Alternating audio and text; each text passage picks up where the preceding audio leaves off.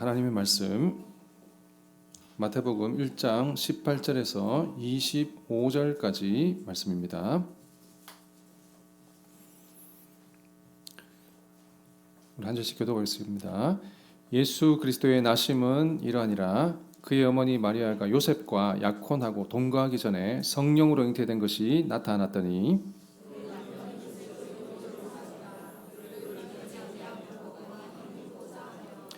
이 일을 생각할 때에 주의 사자가 현몽하여 이르되 다윗의 자손 요셉아 내 아내 마리아 데려오기를 무서워하지 말라.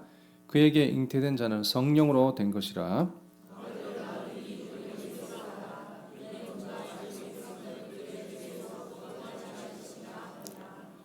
이 모든 일이 된 것은 주께서 선지자로 하신 말씀을 이루려 하심이니 이르시되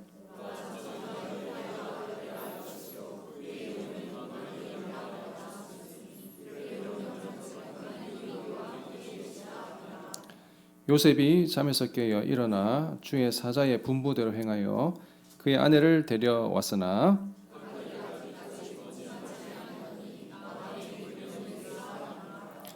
아멘. 네, 오늘은 의로운 요셉이라는 제목 가지고 하나님 말씀 나오도록 하겠습니다.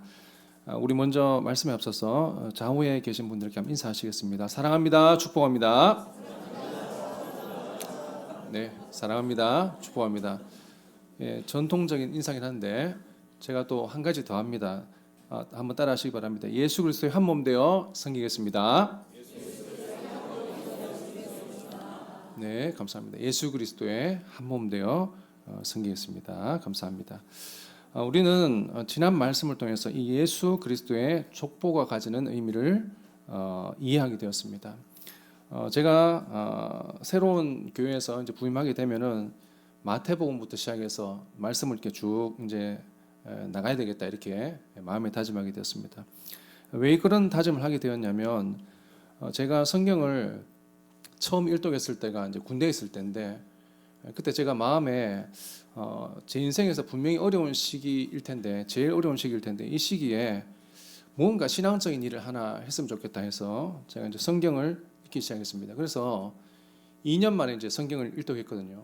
그래서 일독하고 난 다음에 병장 말년휴가 갔다 오면서 정말 하나님께 주시는 기쁨이 너무 제 마음에 가득 찼습니다. 그런데 그때 동시에 든 마음이 어떤 마음이냐면 다시는 성경을 이렇게 읽지는 말아야 되겠다 이런 마음이 들었습니다. 왜 그랬을까요? 2년 동안 성경을 읽었는데 무슨 말씀을 하는지 하나도 몰랐기 때문입니다.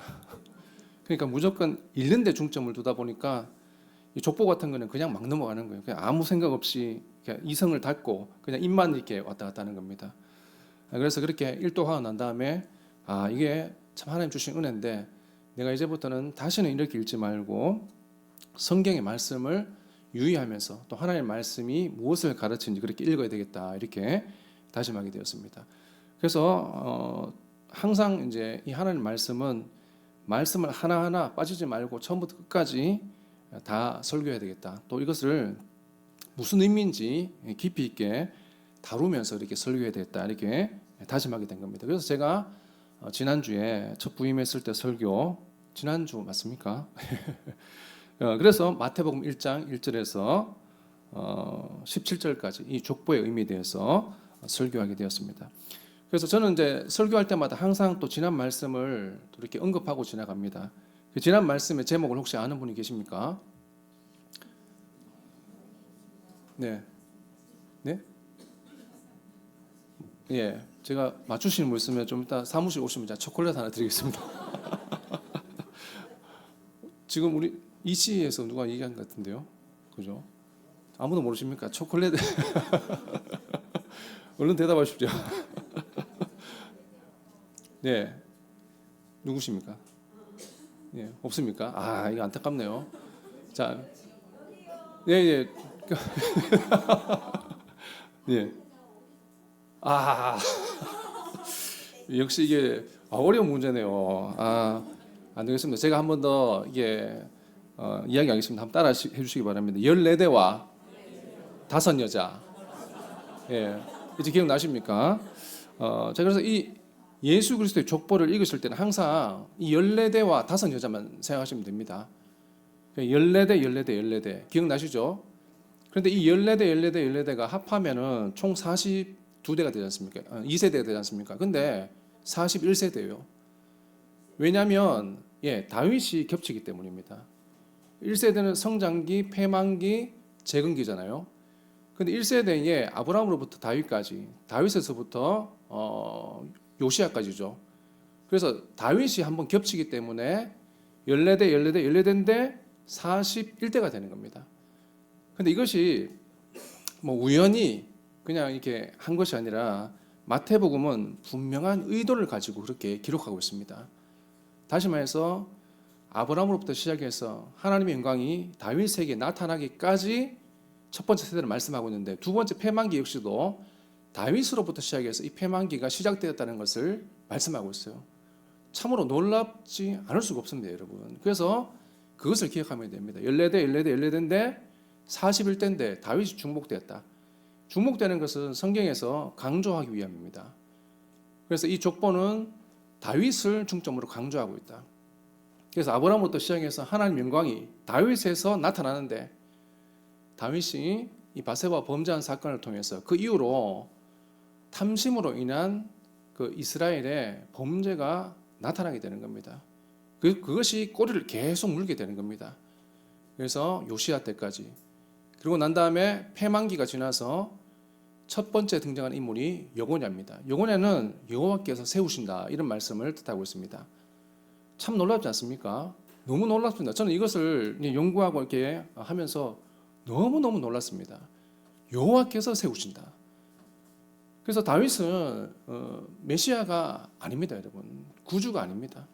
비록 하나님의 영광을 드러내었지만 하나님께서는 이 다윗 역시도 사람인 것을 보시고, 또 그 가운데 탐심이 죄악이 되는 것을 보시고, 하나님께서는 이 땅 위에 사람을 통해서 세워가는 것이 아니라 하나님께서, 여호와께서 세우시는 바로 한 사람, 예수 그리스도를 이 땅 위에 나타내시는 것입니다. 그것이 바로 족보가 가지는 14대, 14대, 14대의 의미가 되는 겁니다. 지난 말씀이었습니다, 여러분. 그리고 이 족보에서 5여자가 등장하지 않습니까? 족보에는 여자가 보통 오르지 않습니다. 근데 5여자가 등장하는데, 이 여자의 특징이 뭐냐면 외견적으로 부정한 여인입니다. 다말도 그랬죠. 그 다음에 뭐 라합도 그랬죠. 그 다음에 룻도 사실은 마찬가지입니다. 룻도 과부가 됐으니까 우리가 보기에는 외면적으로는 부정한 여인입니다. 그리고 밧세바는 뭐 말할 것도 없지 않습니까? 근데 심지어 마리아까지 사실은 외견적으로 부정해 보이는 여인입니다. 왜입니까? 처녀가 애를 뱄으니까 할 말이 없지 않습니까? 그죠? 그러니까 이 5여자는 모두 다 외면적으로 부정한 여인입니다. 그런데 중요한 것은 이 부정한 여인을 드러내는 것이 아니라 이들의 중심이 무엇이 있는가 말씀하고자 한다는 겁니다. 이들의 중심에 하나님의 기업이 있었을 때 이들은 하나님의 놀라운 족보에 오르는 그런 일들이 나타나게 되는 겁니다. 그러나 이들의 마음에, 이들이 아니죠, 한 사람이죠, 밧세바의 마음에 탐심이 가득했을 때 어떻게 됐습니까? 그런 하나님의 기업을 사모한 것이 아니라 죄악 가운데 가고, 그로 인해서 이스라엘이 패망하는데 단초를 제공한 사건이 되게 되는 겁니다.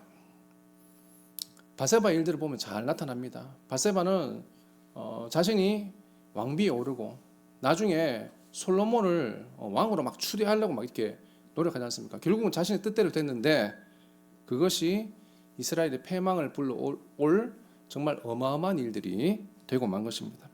그러므로 우리는 이 5여자를 통해서 비록 외견상으로는 부정한 여인, 좀 더 나아가서 죄인인 것을 우리가 볼 수 있지만 그 가운데 그 중심에 하나님의 기업을 향한 사람들, 또 하나님께서 주시는 말씀에 순종하는 사람들, 이런 사람들이 바로 하나님의 나라를 일으키게 될 것인데, 궁극적으로 마리아는 가브리엘이 전한 하나님 말씀에 순종함으로 그것을 필두로 해서 바로 예수 그리스도께서 이 마리아의 순종하심 위에 나타나게 되는 것을 우리가 볼 수 있습니다. 이것이 바로 지난 시간의 말씀입니다. 그래서 앞으로 마태복음의 족보를 읽으실 때는 항상 기억하시면 됩니다. 14대, 5여자. 이렇게 키워드를 가지고 계시면 앞으로도 계속 이 성경 읽으실 때 의미를 잘 알 수 있게 됩니다. 그래서 우리는 1절에서 17절까지의 이 모든 말씀을 통해서 바로 믿음이냐 탐심이냐 이렇게 구분 지을 수 있습니다. 믿음대로 행하면 하나님의 일들이 나타나게 됩니다. 그러나 우리 마음속에 탐심이 나타나면 어떻게 되겠습니까? 우리가 패망하는 대로 가게 되는 그런 일들이 나타나게 된다는 겁니다. 그리고 이어서 이제 오늘 본문의 18절 이후의 말씀을 통해서 더 나아가서는 다음에 살펴볼 2장까지는 순종과 불순종 또 이러한 두 가지 주제로 살펴볼 수가 있습니다. 오늘 첫 번째로 바로 요셉의 일화를 통해서 말씀하고 있습니다. 오늘 요셉을 이야기할 때 앞서 14대와 5여자를 본 것처럼 마태복음은 진짜 오묘하고 계획적이게 바로 이 요셉의 일화를 통해서 나타내려고 하는 바를 분명하게 말씀하고 있습니다. 그것은 먼저 첫 번째로 요셉이 바로 의로운 사람이다 이렇게 말씀하고 있습니다. 이 요셉의 일화에 대해서 마태복음과 누가복음이 있습니다. 그런데 너무나 다른 것은 마태복음은 이 요셉이 마리아의 일화를 통해서 처녀가 애를 뵌 사건이 이 요셉의 문제로 나타나고 있습니다. 이게 마태복음의 문제입니다.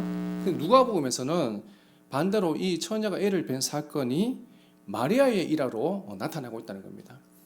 그래서 복음서가 이렇게 다른 것은 복음서마다 가지는 분명한 기록 목적이 있기 때문에 나타내시려고 하는 하나님의 말씀이 있기 때문에 이렇게 다르게 됩니다. 다시 말해서 이것은 분명한 하나님의 말씀의 의도가 있다 이렇게 우리가 이해할 수 있게 되는 겁니다. 그래서 오늘 마태복음에서는 이렇게 요셉이 바로 이러한 문제에 직면하게 됩니다.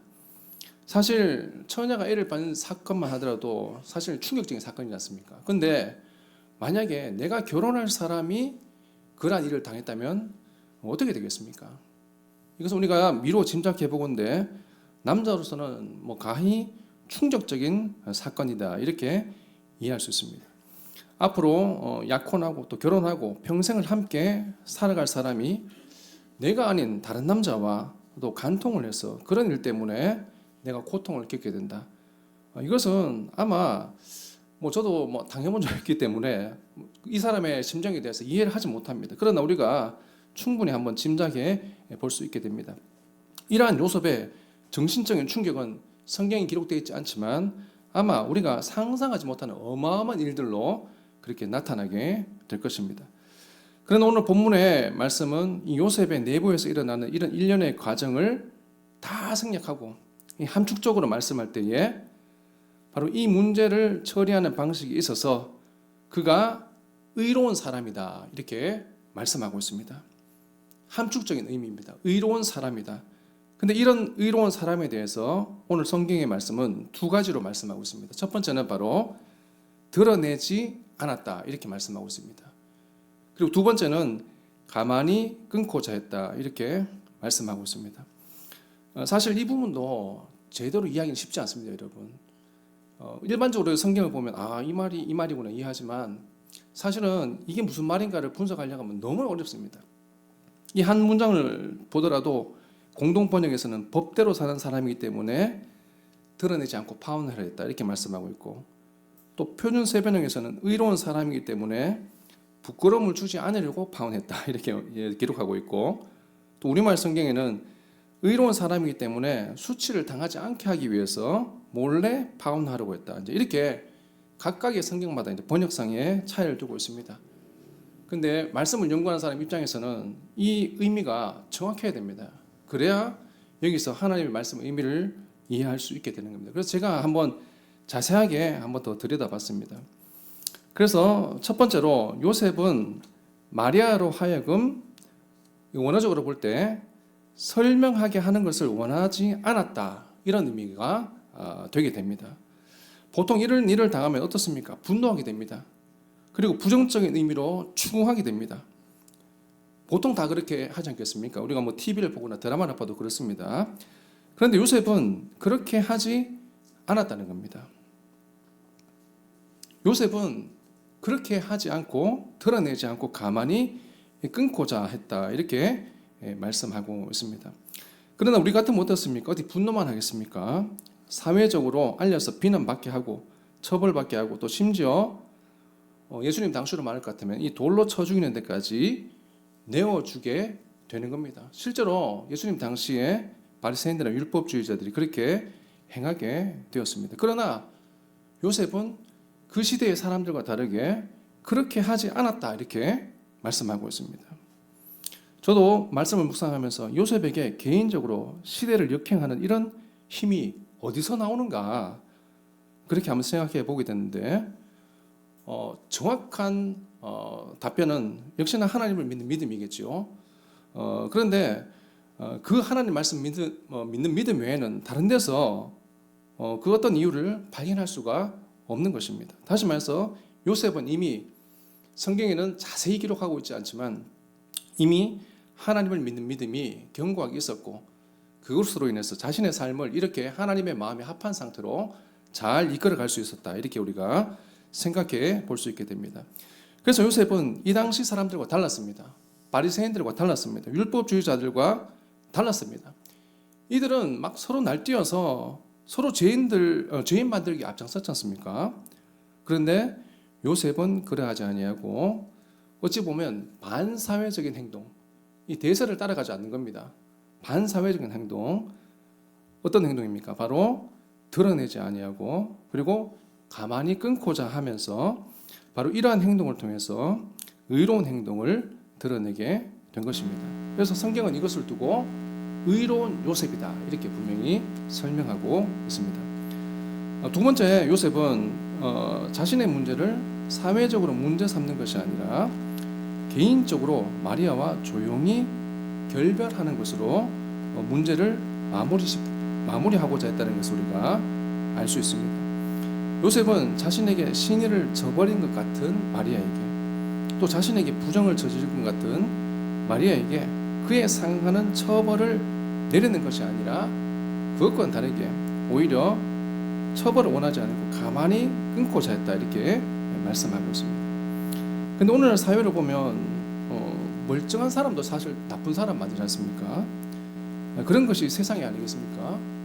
우리가 러시아하고 우크라이나 전쟁만 보더라도 그렇습니다. 러시아가 우크라이나를 침공한 이유가 뭔지 아십니까? 우크라이나에 나치의 잔당이 있다는 겁니다. 그러므로 자신의 침략 전쟁을 정당화하는 것입니다. 근데 사람들이 이것을 듣고 그 침략의 정당성을 이렇게 동조해 주기를 원하는 것입니다. 사실 우리가 들어도 말이 안 되지 않습니까? 그런데 이런 일들이 실제로 일어나고 있고 뿐만 아닙니다. 북한도 마찬가지지 않습니까? 우리를 이제 호도하는 겁니다. 우리를 이게 남한의 괴뢰 도당이 하지 않습니까? 그런 식으로 호도해서 북한 사람 내부의 사람들이 주민들이 남한을 비난하게 만드는 그런 목적을 가지고 있게 됩니다. 이것은 국가 간의 예인데 비단 우리 인간관계도 마찬가지입니다. 사실 요셉은 아무런 잘못이 없습니다. 그런데 자신에게 피해를 준 것 같은, 실제로는 피해를 준 게 아니죠. 준 것 같은 이 마리아를 향해서 부정한 행위를 저지른 걸로 착각하지 않습니까? 이 마리아를 향해서 한 대응은 무엇이냐면 바로 드러내지 않고 또 개인적으로 가만히 끊고자 했다.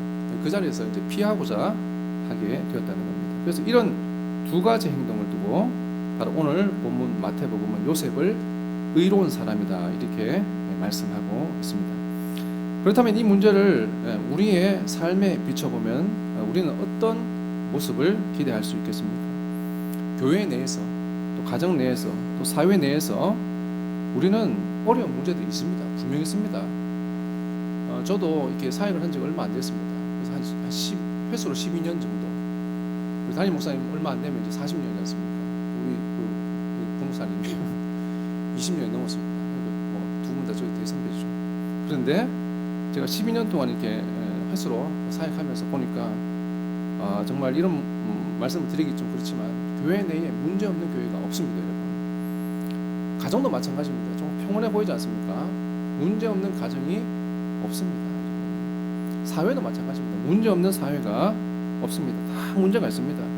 거기는 다 이해관계가 얽혀 있다는 것을 우리가 알게 됩니다. 그러나 이런 요셉의 의로운 모습을 바라보면서 우리는 우리의 문제를 하나님 말씀으로 이해할 수 있어야 됩니다. 그 첫 번째가 무엇입니까? 우리는 먼저 그 누구도 하나님 앞에서, 사람 앞에서 100% 오를 수 없는 불완전한 사람이라는 것을 우리가 인정해야 됩니다. 반대로 10%도 오를 수 없습니다, 여러분. 그것이 오늘 우리의 모습 아니겠습니까? 그런데 요셉의 문제를 보면 요셉의 입장에서 이 아기를 뵌 마리아를 대할 때 사실 마리아는 1%도 옳은 사람이 아닙니다. 부정한 여인입니다. 부정행위잖아요, 그렇죠? 그런데 그런 마리아를 향해서 요셉은 어떻게 되었습니까? 바로 죄인임을 추궁하지 않았습니다. 몰아세우지도 않았습니다. 드러내지도 않았습니다. 죄를 규명하고 또 죄인도 만들지 않은 것입니다. 지금 생각해도 과연 요셉에게 그런 힘이 어디서 나오는가 정말 의아합니다. 물론 우리는 해답 알고 있습니다. 말씀이라 생각하고 하나님께 주신 정말 은혜고 믿음이라 생각하지만 우리도 똑같지 않습니까? 우리도 말씀을 받고 날마다 예배드리고 또 하나님 앞에 서서 기도합니다. 열심히 기도합니다. 그런데 우리에게 이런 요셉의 모습이 있습니까?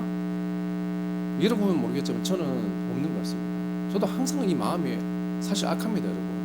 겉은 이게 멀쩡하게 생겼지만 이 마음속에서 항상 악한 일들이 나타납니다.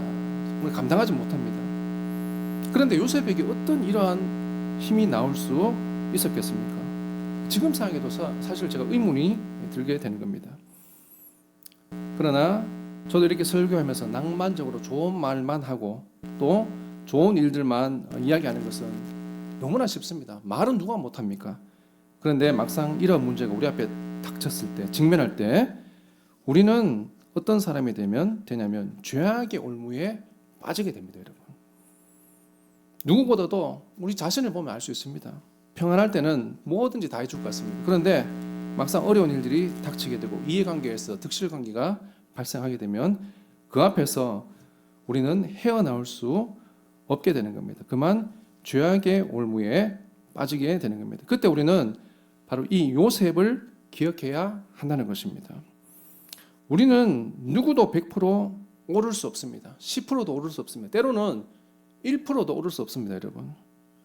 그때 우리가 죄인임을 기억해야 됩니다. 그래서 정죄하는 것이 아니라 바로 우리가 예수 그리스도 안에서 협력하여서 바로 한 몸 예수 그리스도의 교회를 세워가는 믿음의 지체가 된다는 것을 우리가 알 수 있어야 하는 겁니다. 이것은 가정 내에서도 적용이 되고 또 사회 내에서도 적용이 될 것 같습니다. 왜입니까? 우리가 예수 그리스도를 믿는 하나님의 자녀로 이 땅 위를 살아가기 때문입니다.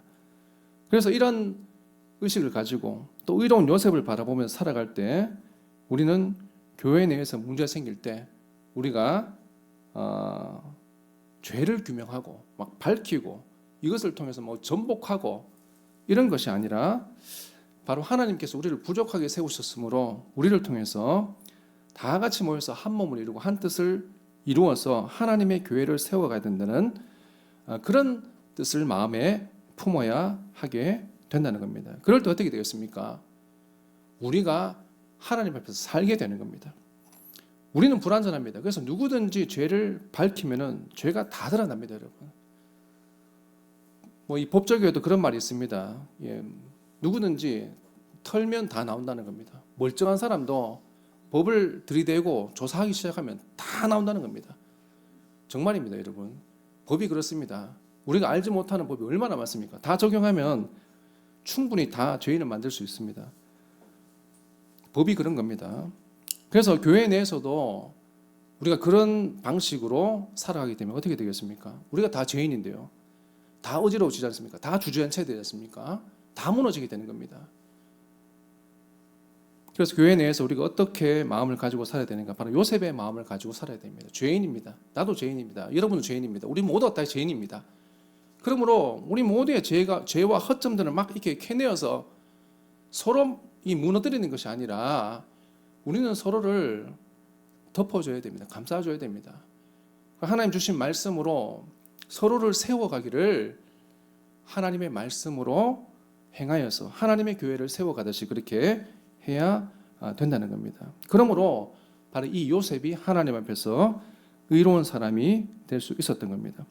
그리고 두 번째로 우리는 우리 자신의 한계를 인정해야 됩니다. 우리는 이해관계가 얽힐 때에 우리의 힘으로 극복하지 못합니다. 이것을 인정해야 됩니다. 특별히 인간관계는 더욱 그러한 것 같습니다. 한번 꼬인 인간관계는 잘 극복하지를 못합니다. 그래서 우리가 모르는 사이에 우리가 원치 않는 대로 흘러가게 되는 겁니다. 특별히 미워하지 않습니다. 그런데 어느 날 보면 미워하는 사이가 되었습니다. 미워하니까 어느 날 보니까 저주하는 사이가 되었습니다. 어느 날 보니까 멱살을 잡고 이제 흔들게 되는 겁니다, 여러분. 저는 이것을 우리가 원해서 하는 행동이라 생각하지 않습니다. 우리가 죄인이기 때문에 우리를 가만 내버려두면 자연히 그렇게 된다고 저는 생각하고 있습니다. 그래서 이걸 개인적으로 저는 죄악의 운명이다, 필연적인 결과다, 이제 이렇게 생각할 수 있습니다. 그러나 우리는 이러한 한계를 직시해야 됩니다. 우리는 죄인입니다. 여러분, 의인이 아닙니다. 가만 놔두면은 선한 일 하고 서로 사랑하고 막 좋게 지내는 것이 아니라 가만 내버려두면은 서로 원망하고 다투고 그렇게 해서 분쟁하게 된다는 겁니다. 그러므로 우리는 우리의 한계를 명확하게 직시해야 됩니다. 우리는 죄인입니다. 안 됩니다. 그러므로 요셉은 어떻게 했습니까? 마리아를 보고, 물론 착각했지만 마리아의 임신한 것을 보고 그는 가만히 끊고 잔 겁니다. 가만히 끊고 잔 겁니다. 마리아를 대면해서 또 죄를 추궁하고 또 죄인 만들고, 이때 율법으로는 사실 공에 고발해서 돌로 쳐 죽게 되지 않습니까?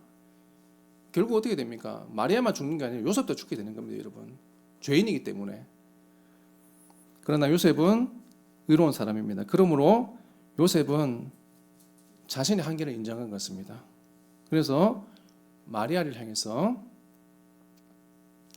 정죄하고 또 마리아를 처벌하고 또 그것으로 인해서 마리아를 정말 사망으로 이렇게 인도하는 것이 아니고, 요셉은 자신의 한계를 인정하고 또 마리아의 한계도 인정하고 그럼으로 인해서 가만히 끊고자 했던 것을 우리가 보게 됩니다.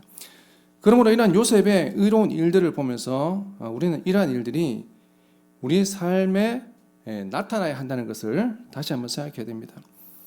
그래서 제가 있었던 모든 교회들 중에서 사실 분쟁이 없는 교회가 없습니다. 근데 분쟁이 너무나 많이 있습니다. 정말 그러한 문제를 볼 때 정말 세상은 조용한데 왜 교회는 시끄러운가? 정말 늘 이렇게 의문을 가지게 되는 겁니다. 여러분은 충격적이겠지만 저는 법조계에서 이런 얘기를 들었습니다. 한때는 세상 민사 재판의 상당수가 교회 재판이라고 합니다. 교회 정치권의 이야기겠죠. 실제로 그랬습니다, 여러분. 뭐 상당히 오래전 얘기 들은 얘기인데, 최근에는 그 한 법조 관계자로부터 직접 얘기를 들은 건데, 왜 범죄자 중에 기독교인이 이렇게 많은가 이렇게 얘기했습니다. 이거는 그냥 하는 얘기가 아닙니다. 실제로 있는 일입니다. 근데 한마디 더 하는 게 뭐냐면 파렴치한이라는 겁니다. 파렴치한. 그들이 기독교인이라는 겁니다, 여러분. 이런 것을 볼 때 사실 우리가 얼마나 하나님 말씀에 떠나 있는가 되돌아볼 실점이 되게 되었다는 겁니다. 정말 어떻게 보면 요즘은 역전이 된 것 같아요. 옛날에는 교회가 세상을 이끌어갔는데 이제는 우리가 세상에서 세상을 배워야 될 것 같습니다, 여러분. 저는 그런 이게 너무나 이렇게 좀 체감적으로 많이 느끼고 있습니다. 왜 이런 일이 발생됐는가? 전 다른 것이 없다고 생각합니다. 우리의 탐심의 결과다. 하나님 말씀을 외면한 결과다. 이렇게 생각하게 됩니다.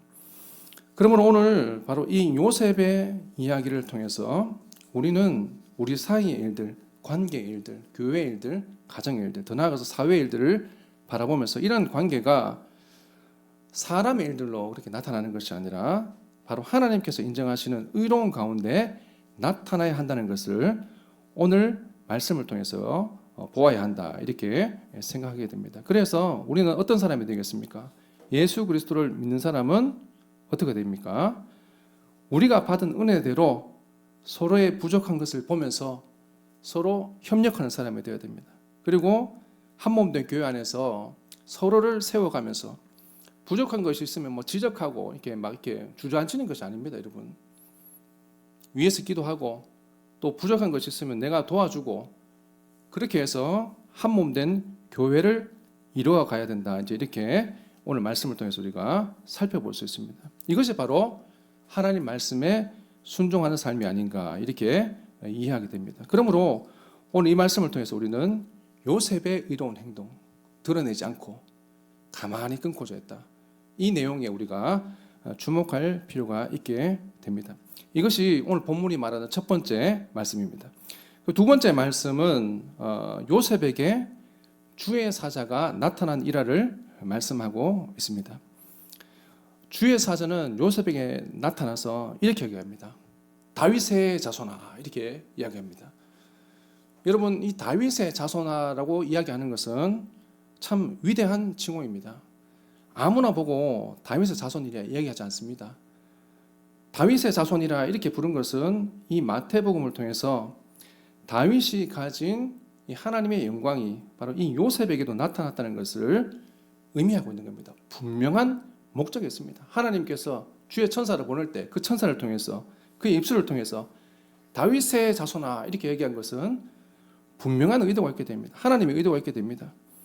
그래서 우리는 다윗을 생각할 때 양을 치는 목자, 또 만군의 이름으로 나가노라 이렇게 외친 다윗, 그리고 세계를 평정한 다윗, 모든 전쟁에서 승리한 다윗, 그리고 한 번도 패하지 않은 다윗, 그리고 선지자의 책망 앞에 침상을 적시도록 회개한 다윗 등등 수많은 의미를 떠올릴 수 있지만 오늘 그 중에서도 오늘 본문은 요셉을 향하여서 다윗의 자손아 이렇게 말씀하실 때에 이 의미를 한마디로 표현할 수 있는 단어가 있다면 바로 하나님의 마음에 합한 사람 다윗 이렇게 우리가 이야기할 수가 있습니다. 왜입니까? 앞서 다루었지 않습니까? 모든 수식어가 적용될 수 있지만 요셉은 드러내지 않고 가만히 끊고자 했다. 그래서 이것이 의로운 요셉이 되었다. 분명히 성경에서 이야기하고 있습니다. 그러므로 바로 이 수식어 다윗의 자손아 이 말씀을 통해서 바로 요셉이 바로 이렇게 하나님 마음에 합한 자로서 살아갔다. 이렇게 우리가 이해할 수 있는 겁니다. 그런데 앞서도 얘기했지만 그 당시 율법주의자나 바리새인들은 어땠습니까? 정말 놀랍게도 자신의 의를 자랑하고 서로의 잘못을 지적해서 서로 쓰러뜨리기를 원했던 겁니다. 그리고 이들은 하나님 말씀을 준행하는 것 같은데 매일같이 예배드리고 제사드리고 말씀대로 막 이렇게 선행을 행하는 것 같은데 그것은 하나님 말씀을 이행하는 것이 아니라 외식하는 자들로 나타나게 된 것입니다. 그러므로 어떤 일이 나타나게 됐습니까? 이 율법주의자들 바리새인들은 가늠한 여인을 돌로 쳐 죽이려고 둘러싸게 됐던 겁니다. 그때 예수님께서 하신 말씀이 무엇입니까? 바로 죄 없는 자가 돌로 치라 이렇게 말씀하심으로 하나님의 뜻을 예수 그리스도께서 말씀해 주셨습니다.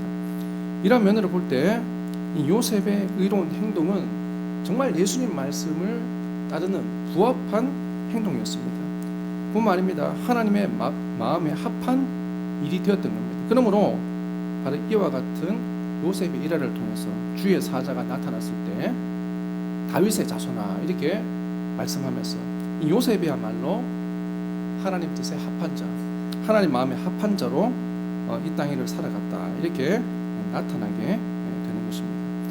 그러므로 이런 의로운 요셉, 다시 말해서 다윗의 자손 요셉에게 주의 사자는 세 가지를 말씀하게 됩니다. 첫 번째, 아내 데려오기를 이제는 무서워하지 말라. 그가 부정행위를 저지르고 간통한 것이 아니라 그에게 잉태된 자는 성령으로 된 것이다. 그러므로 하나님 말씀에 순종하여서 그를 데려오라 이렇게 말씀하게 됩니다. 그리고 그 이름을 예수라 하라.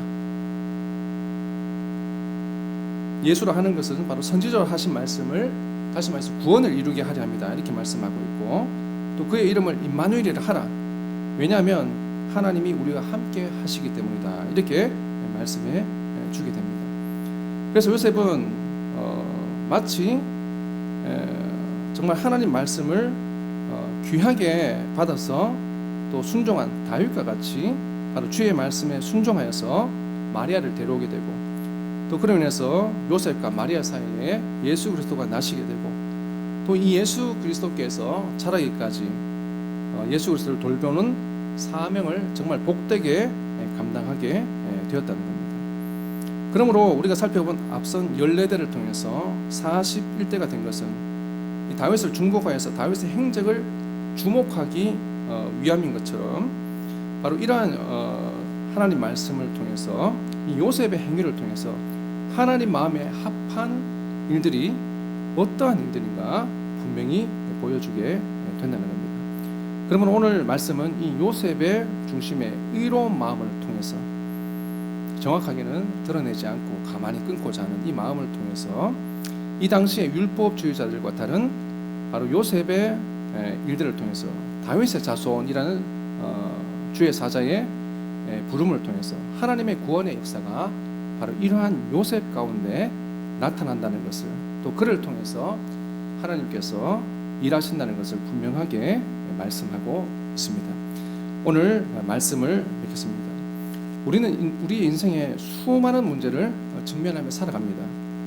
때로는 이 일들을 바라보면서 흥분하고 분노하고 또 부끄럽고 또 숨기고 싶은 일들을 우리가 경험하게 됩니다. 특별히 또 이것이 우리의 관계의 문제가 될 때 우리는 우리의 의지가 아닙니다. 죄악이 만들어 놓은 길을 따라서 행하다가 우리도 모르는 새에, 저는 이 표현을 아주 맞다고 봅니다. 우리도 모르는 새에 우리는 죄를 행하는 사람으로 또 그렇게 발견이 되게 되는 겁니다. 이런 일이 일어날 때 우리는 어떻게 되겠습니까? 오늘 이 의로운 요셉을 기억해야 되는 겁니다. 이 요셉을 통해서 하나님의 마음을 깨달아야 하는 것입니다. 그리고 요셉을 향해서 다윗의 자손이라 이렇게 말씀하신 주의 사자의 말씀처럼 우리가 하나님 마음에 합한 자가 되어 가야 한다는 것입니다. 그래서 이 말씀을 통해서 또 특별히 가정이나 사회나 교회 안에서 여러 가지 우리가 관계의 문제를 직면할 때 바로 이와 같은 의로운 요셉을 기억하면서 오늘도 하나님의 말씀을 가지고 순종할 때 바로 예수 그리스도의 구원이 우리 삶 가운데 나타난다는 것을 마음에 심으시고, 그로 인해서 말씀에 합한 또 하나님 마음에 합한 삶을 살아가시는 복된 주의 성도 되시기를 주님의 이름으로 축원합니다. 기도하겠습니다. 하나님 감사합니다. 오늘도 주님 말씀을 통해서 하나님의 일을 바라보게 됩니다. 하나님, 진실로 우리가 죄인임을 고백합니다. 그러므로 우리에게서 나오는 모든 것이 악한 일임을 고백하게 됩니다. 그러나 오늘도 하나님께서 말씀 주심으로 하나님의 의를 보게 하셨습니다. 하나님, 이 말씀을 따라 우리가 하나님의 구원을 얻게 해주시고, 그를 통해서 하나님 말씀으로 빛나는 성도, 하나님 말씀으로 빛나는 서부교회 될 수 있도록 인도하여 주시옵소서. 주님께서 오늘도 말씀과 성령으로 이끄실 것을 믿고 감사하며 예수님 이름으로 기도합니다. 아멘.